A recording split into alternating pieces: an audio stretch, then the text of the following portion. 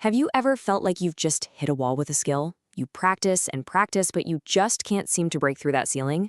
Well, today we're diving into the playbook of someone who didn't just smash through one ceiling, but two, in fields that couldn't be more different.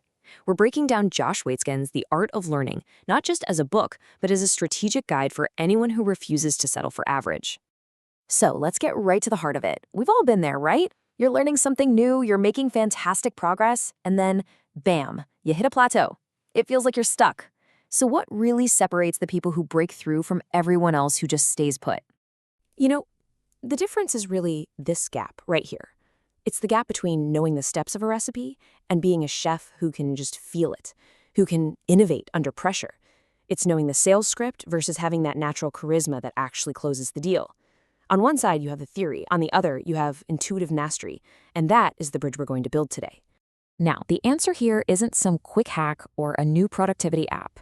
No, it's a much deeper, more fundamental approach to learning itself. And it was developed by someone who reached the absolute peak of performance in two brutally competitive and honestly completely unrelated worlds. Meet Josh Waitzkin. A lot of you might know him as the chess prodigy from the movie Searching for Bobby Fischer. And yeah, he became an international master at just 16 years old.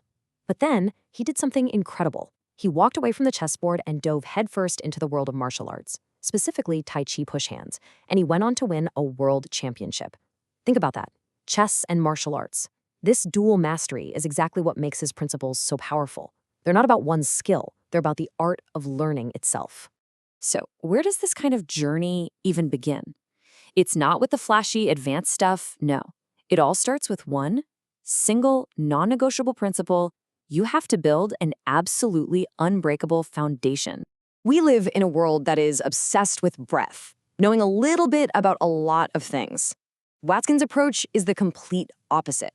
He makes the case that real mastery, the deep stuff, comes from an almost obsessive focus on the fundamentals, going so much deeper than anybody else is willing to go.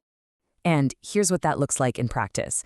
When he learned chess, his teacher didn't throw a full board at him. Instead, they cleared it completely, leaving just a king and a pawn versus another king. That's it. He played thousands of games with just those pieces until he internalized their very essence. Only then, once he truly felt it, would they add one more piece to the board. This slow, methodical approach isn't about memorizing rules, it's about building a deep, subconscious intuition for the game. And the whole point of all this deep, foundational work is to achieve something he calls form to leave form. The idea is to practice the fundamentals so intensely that they just become automatic, part of your subconscious. See, at an elite level, your conscious mind is just too slow. You have to train your intuition to take over for you. Okay, so a rock-solid technical foundation is half the battle. But Waitzkin argues, and I think he's right, that to truly excel, you have to master your inner game. Your psychology is just as critical as your practice. And it really all starts with what you believe about ability itself. Do you think talent is just this fixed thing you're either born with or you're not? That's what's called an entity theory, and it causes you to avoid challenges because you don't want to look bad. Or do you believe in an incremental theory? That mastery is built, piece by piece, through effort. With that mindset, a mistake isn't a verdict on your talent. It's just data for how to get better. This isn't just fluffy positive thinking. It's a strategic requirement for growth. And here's the kicker. Your inner game has to be your game. As a young chess player, Waitzkin was naturally aggressive, intuitive. But a coach tried to force him into this rigid positional style that just wasn't him. And that disconnect, that lack of harmony, almost made him quit the game entirely. The lesson here is so clear. You have to find a style that aligns with who you are. Trying to force yourself to be someone you're not is just a fast track to burnout. All right, so you've got your deep foundation, you've got a resilient mindset. What does the day-to-day practice of a champion actually look like? Well, this is where it starts to get really uncomfortable. The core principle is this. You must learn to invest in loss. Yeah, you heard that right. It means you actively seek out the challenges, the competitors, and the situations that are going to push you to your absolute breaking point.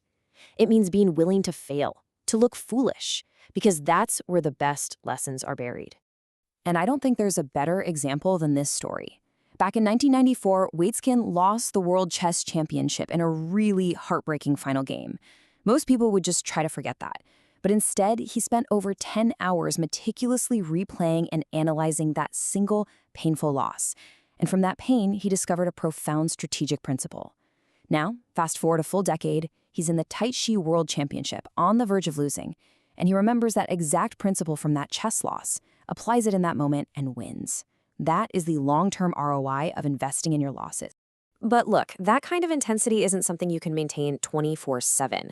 That's why Waitzkin is a huge advocate for a rhythm of growth. You push yourself to your absolute edge with intense, deep focus. But then, and this part is crucial, you deliberately recover. You step away. You rest. You let the lesson sink in.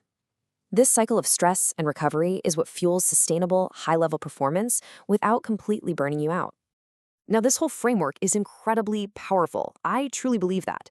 But we also have to be very realistic about what this path actually demands of you.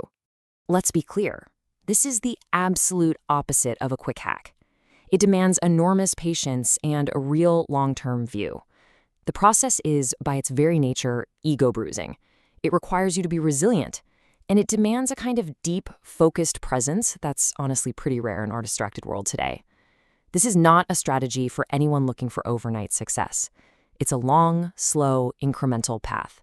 So, keeping that reality in mind, what's the big takeaway here? What does all of this mean for your own personal path to mastery? Ultimately, it comes down to a choice. Are you willing to embrace the messy, difficult, long-term process of deep learning, or would you rather stay in that safe, comfortable shell of mediocrity? Because mastery isn't some destination you arrive at. It's a constant commitment to the process itself. So I'm going to leave you with a question to really think about. In your life right now, in your career, a hobby, whatever it is, what is the one skill where you are truly willing to invest in the process and not just chase the outcome? If you want to begin your own journey with this, you can find a link to The Art of Learning and a few other resources right in the description below. And of course, subscribe for more deep dives into the frameworks that really drive success. I'll see you in the next one.